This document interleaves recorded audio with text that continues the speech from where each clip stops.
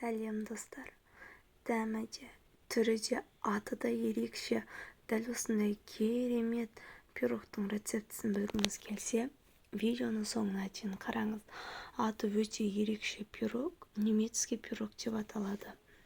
Дәмі өте әдемі, әрбір өзіндік ерекше дәмі бар.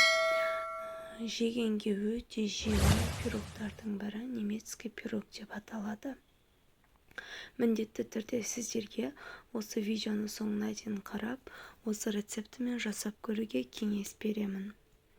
Ол үшін ең әуелі ыдысымызға, құрғақ таза ыдысымызға 3 жұмыртқамызды және де қантымызды салып, жақсылап миксерлейтін боламыз.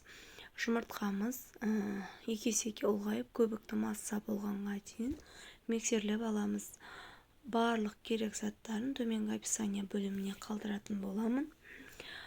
Сіздерге міндетті түрде осы пирогтың рецептісімен жасап көруге кеңес беремін. Дәмі өте керемет және де бір жасағаннан шығатын жеңіл желімтал пирогтар. Менің видеомды қолдап кетуді ұмытпаңыздар. Мінекей біздің жұмыртқамыз көпіріп шығады. Осы арада шым-шым тұзда салып жібереміз. Менде ол бөлік түспей қапты. Енді сүтімізді салып, сүтімізді ерітілген сары майымызды салып, жақсылап араластыратын боламыз. Електен өткізілген ұнымыз бен қосқышымызды қосып. Енді ұнды салғаннан кейін бізде бұл жерде миксердің қажеті болмайды. Осындай лопатканың немесе қасықтың көмегімен астынан үстіне қарай жақсылап араластырамыз. Ешқандай комочка қалмауы қажет. Қамыр кішкене тығыздау болады, қатты сұйық болмайды. Мінекей осылай астынан үстіне қарай көтеретін боламыз. Жалпы бұлай кез келген бисквитті пісірер кезде ұнды салғаннан кейін миксер қолданбаған дұрыс. Ұнды осылай астынан үстіне қарай көтеріп аламыз.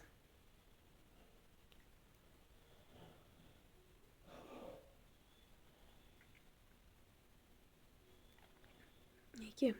Осылай кішкене тығыздау қамырымыз пайда болады. Енді қамырымыз дайын болды. Енді біз осы қамырдың үстіне салатын крошкасын жасайтын боламыз.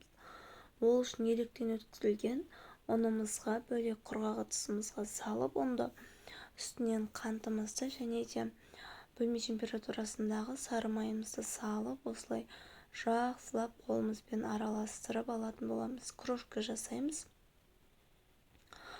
Бұл пирогтың ерекшелігі де осы крошка енді. Дәмі өте осы крошкамен ерекше болып тұрады. Осылай қолымыздың көмегімен жақсылап араластырып крошка жасайтын боламыз. Егер сіздерге видео ұнап жатқан болса, мені қолдап кетіңіздер, лайк, комментарий қалдыруды ұмытпаңыздар. Сіздердің қолдауларыңыз мен үшін өте қажет. Және алдын ала рахмет мені қолдап, менің видеомды қарап отырғандарыңыз үшін. Мінекей, дәл осылай крошкалар жасап алатын боламыз. Міне біздің крошкамыз дайын болып қалды. Енді формамызға жаңағы тестамызды құятын боламыз. Менде форма 26 диаметрлік кольцо.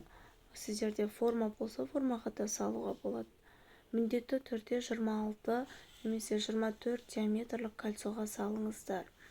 Размері солай болса, біздің пирогымыз өте әдемі болып шығады. Осылай тестамызды салып, жақсылап орналастырып аламыз.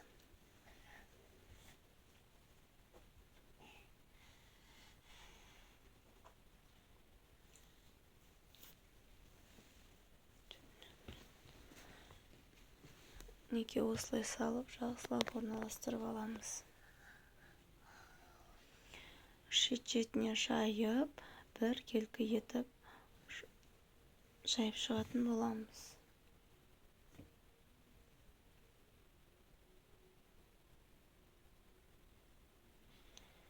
мінекей бетін тегістеп қоюды ұмытпаңыздар.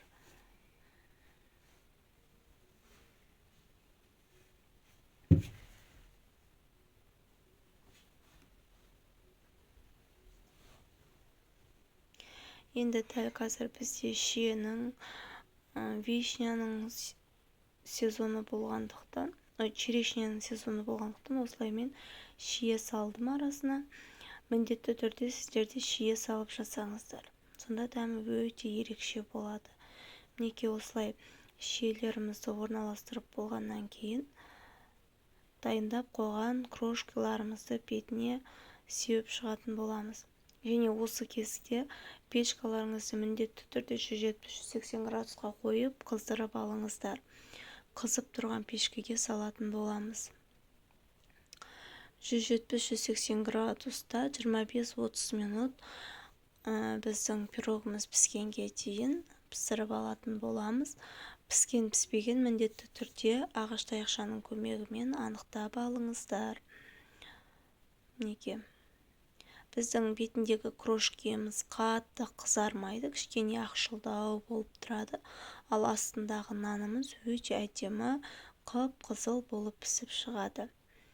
Мінекей менімен бірге болғандарыңызға рахмет. Міндетті түрде жасап көріңіз.